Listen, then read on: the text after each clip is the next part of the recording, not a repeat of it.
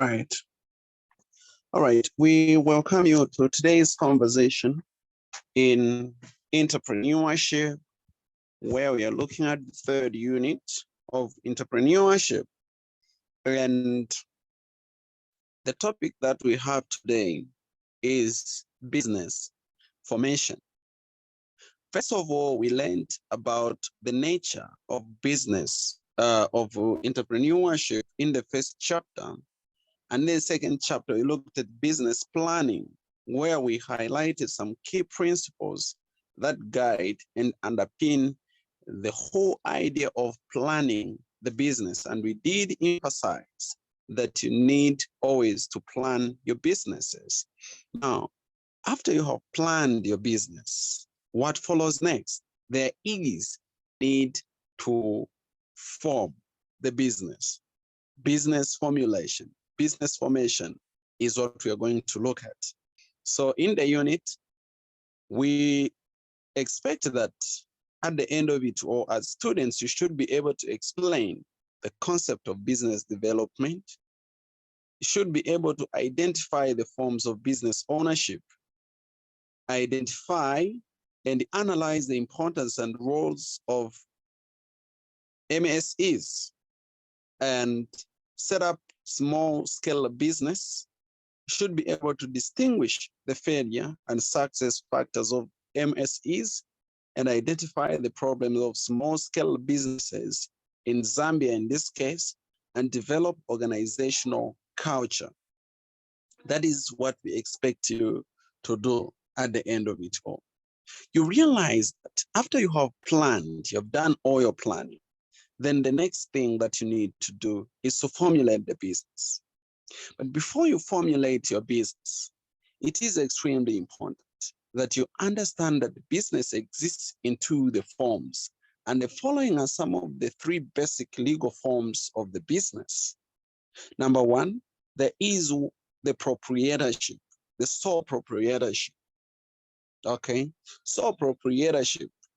Then there is the partnership, there are corporations. Okay, let's say they have the variations, particularly in partnerships and corporations. There is really a variation thereof. With a sole proprietor, it's a form of a business with a single, owner who has unlimited liability, control all decisions, and receives all the profit and incurs all the losses where necessary. Okay, so that is the sole proprietorship. About partnership, this is where two or more individuals that have unlimited liabilities, okay, have pooled their resources to own a business. So now, let me just highlight a bit the meaning of unlimited liability. So what it means is that there is no clear separation between the assets of the business and the assets of the owners of the business. So usually the assets of the business and the assets of the owners are linked. So if the business finds itself in cases where they need to clear and settle maybe some accounts, let's say they have a debt or commits an offense, then the people following up, they can come to the owner of the business, even get the personal assets, because there is no clear indication. So whatever they have invested is not limited to only what they have invested. No, but there is no super clear, separation. About the corporation is a separate legal entity that is run by a stockholder having limited liability. This is how different it is from these others. With a corporation or a company now, this case, a company, let's say a company limited company, of course, you'll have limited liabilities. The owners will pool resources and they will have limited liabilities. Okay, now the three basic legal forms are compared with regard to number one, the ownership. You can compare them with regard to liability, startup cost, continuity, transferability of interest, capital requirements, management control, distribution of profits, and attractiveness for raising capital. So it is very important that you as an entrepreneur, you carefully evaluate the advantages and disadvantages of the various forms of the business or of the ventures before you can start up your business. Let me just indicate some few, maybe let me talk about the key factors that guide each of these businesses. Quickly, about ownership, sole proprietorship. With sole proprietorship, we just have only an individual. But when it comes to the partnership, there is no limitation on the number of partners. However, common partners, they have a maximum number of 20 people. Okay, common partnership, unless the professional partnerships where maybe 20 lawyers, more than 20 lawyers can come together, more than 20 doctors, or the professionals, more than 20 accountants can come together because it's a professional partnership. There is no limitation on number of stockholders when it comes to the corporation, and yeah, there is no limitation. Liability of owners. Okay, about this second factor, the individuals are liable for business liabilities. That is in proprietorship. Okay, in sole proprietorship, you're liable. Okay, you're responsible for all the liabilities of the business. And when it comes to the partnership, in a general partnership, all individuals are liable for business liabilities. So limited partners are liable for amount of capital that they have contributed, okay? In a limited liability partnership, there is no liability except when negligence does exist. But when it comes to corporations, amount of capital contribution is limited, okay, to the shareholders, to the amount of, let's say the contribution of capital is limit actually of shareholders liability. Right.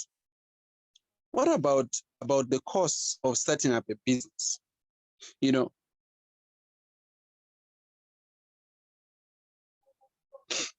Here in a sole proprietorship, there is not much of the costs apart from filing in the fees for trade name.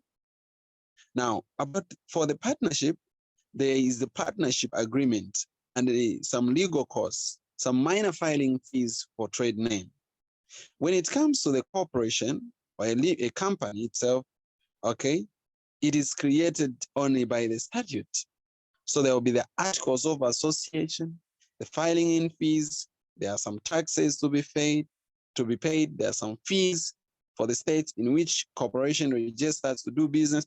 Okay, there are just some more of the fees that you have to pay for a corporation, for a company. The continuity of the business with a proprietor. If you die, okay, the death will dissolve the business. That's about the partnership. That's about the sole proprietor. But what about the partnership? The death or the withdrawal of one partner does terminate the partnership unless the partnership agreement stipulates otherwise. So the death or the withdrawal of one partner, one of the limited partners has no effect on a continuity when it comes to a partnership. So a partnership can still continue even when one of the partners has died. And when it comes to the corporation or the companies, they have greatest form of continuity. These they can keep on going even if one of the persons withdraws or they die. Okay, about capital requirements. The capital rose only for the sole proprietor. The capital rose only by loan or increased contribution by proprietor, right? That is about it. But with the partnership, the loans or new contribution by partners require a change in a partnership agreement. Okay, that is happening. But with companies, new capital raised by sale of stock or bonds, or by borrowing debt in nature of corporation. That is how it is done with these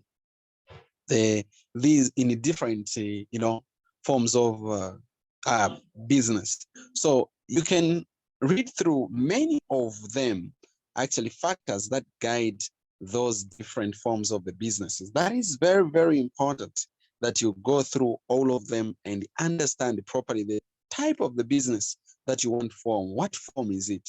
Is it going to be a sole proprietor where you're just alone? We're just doing things alone and making decisions alone? Or are you going to engage others so it becomes a partnership? Or are you going to form it as a limited company? That is very, very important. What about definition of MSEs? Okay, who are the MSEs? Now, the small businesses are playing an important role in the industrial economy of the world. These are particularly important in the developing countries, for example, like Zambia. So the difference between small business owners and entrepreneurial ventures as well, an entrepreneurial venture often is a growth-oriented, innovative company with product or a service offering that are new to the market. Whereas a small business, it could be entrepreneurial venture. So most entrepreneurial ventures start as small businesses, okay? That is what usually does happen. Okay, now, there are two main approaches that are used to define the small businesses, and these are the size criteria and the economic, control criteria. About the size criteria, the small business, how do you define a small business? Number one, we can define it in terms of financing. So financing of the business is supplied by one individual, a small group, or a small group. Actually, it's rare, okay? It's rare that this business would have more than 15 or 20 owners. Those are small businesses, okay? Now, except for its marketing function, the firm's operations are geographically localized, mostly. And compared to the biggest firms in the industry, the business is small. And the number of employees in the business is usually fewer than 100. That is a small business. That's according to the size criteria. What about to the economic or control criteria? This hinges around the market share, the independency and personalized management, geographical area of operation. And these are the main factors that we consider under economic or control criteria of defining a small business. Okay, about the market share. So usually the market share of that business is not usually large enough to influence the prices, okay, of the national quantities of goods sold at any significant extent. That is for the market share. And in terms of independence, for independence, that means that owners have control over the business, Now, the rules, this actually does rule out those small, subsidiaries, which through in many ways fairly autonomous or nonetheless have to refer to major decisions, to a higher level of authority. So usually a small business, it doesn't have independence. Okay, it's not usually independent highly in making those critical decisions. It does refer to some higher levels of authority. Okay, personalized management. Okay, this implies that the owner actively participates in all aspects of the management of the business and in all major decision-making process. So there is a little delegation of authority, and one person is involved when anything material is actually involved. That is what happens So when it comes to technology, a small business is generally labor intensive and only few are technologically intensive. So those are the criterion that you can use to call a business is a small business. Now, the small businesses have played a very, very important role to the economy of countries. Number one, the small businesses, they create employment to the country. They do create employment to the economies. Okay, actually, they also have economical use of capital, right? Because the capital that is required for the formulation of small businesses is usually minimal. Okay, it's not very, very much. You don't need a lot of capital for you to start a small business. And it leads to the equitable distribution of wealth and decentralization of economic power. It does remove the drawbacks of capitalism, abnormal profiteering, concentration of wealth and economic power in the hands of few individuals. So if you have the small businesses around, many of them, at least they bring about competition in the land. Because of that, customers and individuals are served well.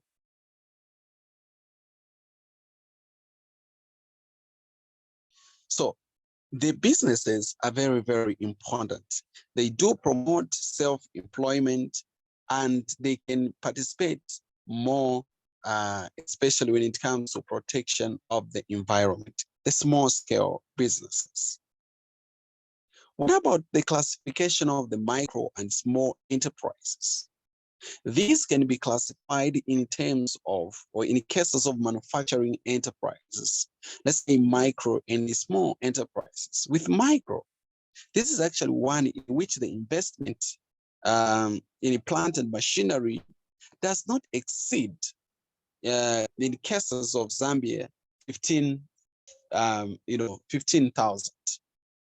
Okay, it doesn't exceed that. Those are small micro enterprises. But the small enterprises, these are investment of plant machinery in which, the total capital asset usually does not exceed usually 100,000. Okay. Yeah. So with micro enterprises, they do value the assets. Okay. They do value their assets. So it's a level of the assets that helps us define the small business and the micro business. With the micro, and actually there are usually 5 employees and the owner. But we see a small business usually has 6 to 30 persons, okay, but not more than 500. But when it comes to those large businesses, 500 employees, more than 100 people, those are businesses. They have started growing. Those are bigger businesses and not small enterprises. Okay. All right.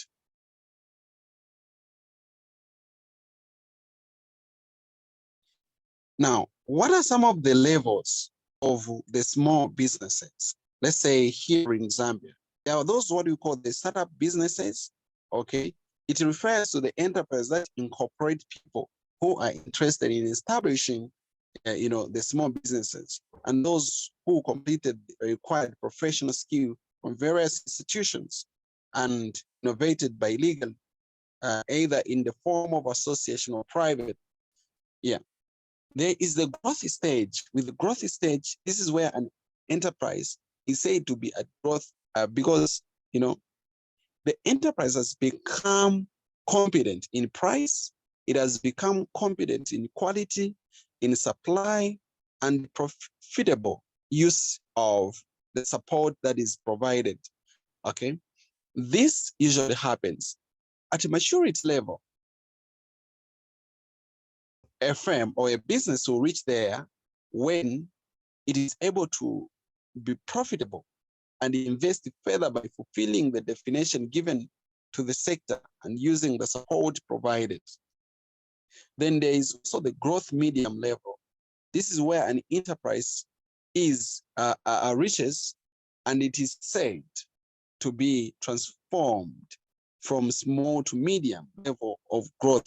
And that is when it is enabled to be competent in price, when it is able to compete in quality, and it is able to compete in supply.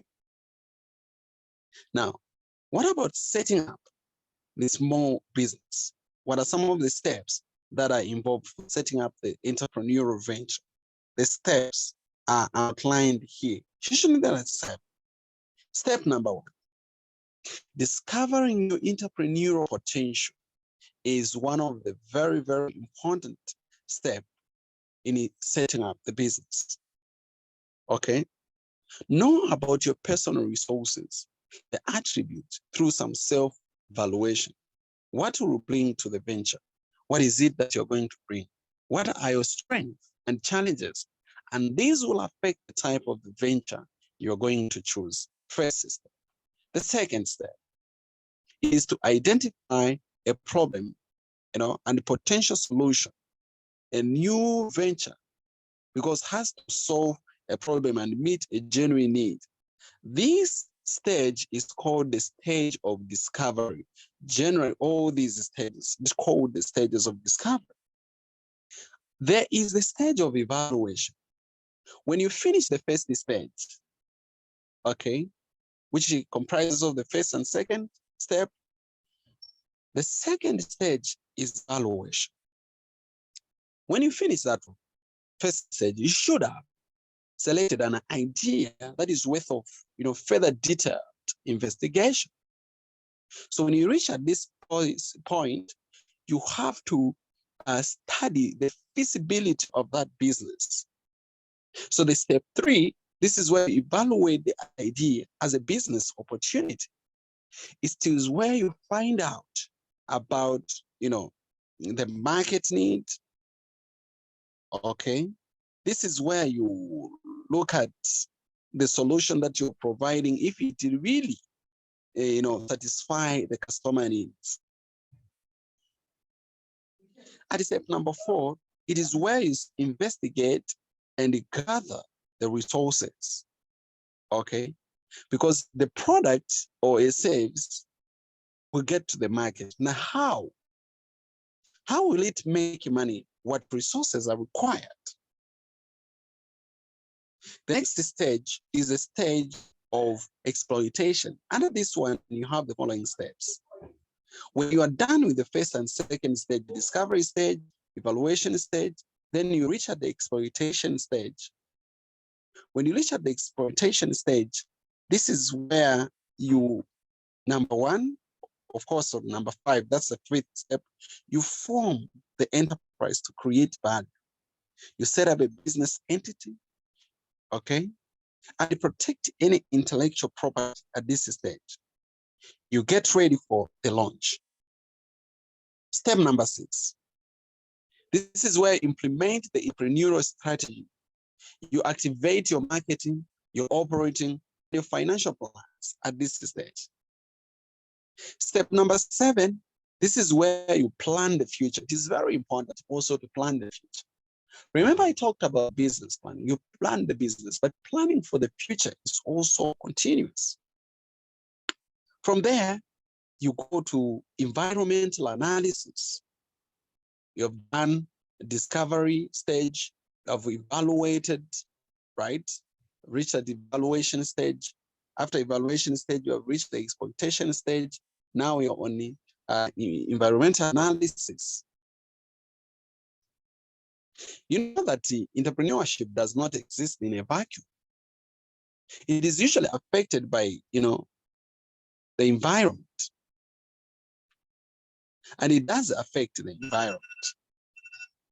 So it is very important that you understand the impact of whatever you are doing to both the macro and micro environment. The macro environment, you look at things such as the political, technological, social, legal, and economic environment, those factors.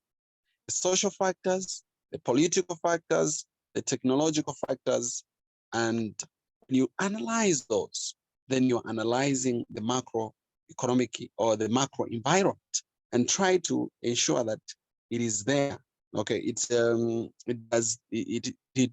does your business, analyze how your business actually is affected by that environment or how it does affect.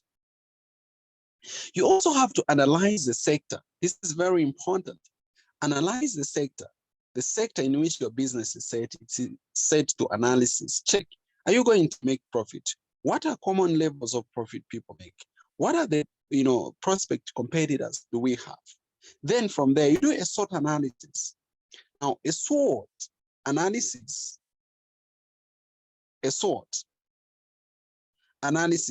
these are initials that means measuring your strengths, your weaknesses, right? Your opportunities and your threats. So you have to analyze what are your strengths as a business, what are your weaknesses, what are your opportunities that you have around, and what are some of the threats to the business? What threats do you have as a business that can affect your operation and your way how you're doing the things? Small businesses usually do fail, okay? But now let's look at the common causes of failure, okay, to the businesses. What causes failure? Number one, financing, okay? You know that one of the most serious cause of the failure in businesses is lack of proper financing that affects the business. The second one is inadequate management. When the management is not properly trained, the management do not have enough skills and do not have proper skills, they are not properly qualified, then we are in a danger and the business does usually fail. When you don't have adequate financing, business does fail. These are some of the common. The other one is, negligence or fraud still. Okay. Deception keeps the businesses poor. Do not deceive. Be truthful as a business. Okay. It is very important. Disasters, those unforeseen circumstances can still lead to the pain of the business. So there are those times when the business has failed, it's no longer running. And sometimes you can even terminate the business. And those are the common factors that you should have to watch over because they may lead to the fall of your business. Okay, let's talk about conducive environment. So there can be conducive environment for your business. And the conducive environment for your business, it is that one where at least the factors being political, economic, legal, technological, social, all of them, at least they don't pose a very serious threat to your business. Okay, that is very, very important to the business. You can still seek support as a business, right? You can seek support as a business as you are starting. It is very, very important that you seek support and you can still get support from different people. Now, there are some main expectations that are expected to you as a business to make. Number one, the organizational structure. This does define the members' jobs and the communication and the relationship between these jobs. You need the organizational structure. What people should be employed? What roles are they going to play? That is very important.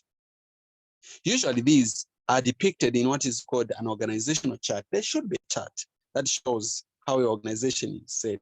Maybe the board of director, CEO, there are some people, a chart.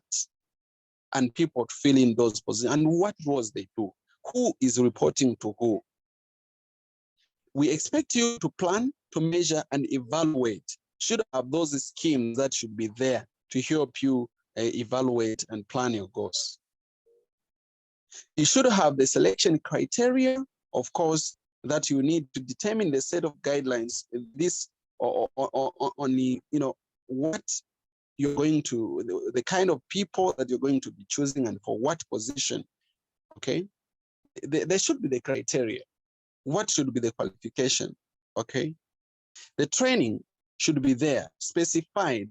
What form of training should they have?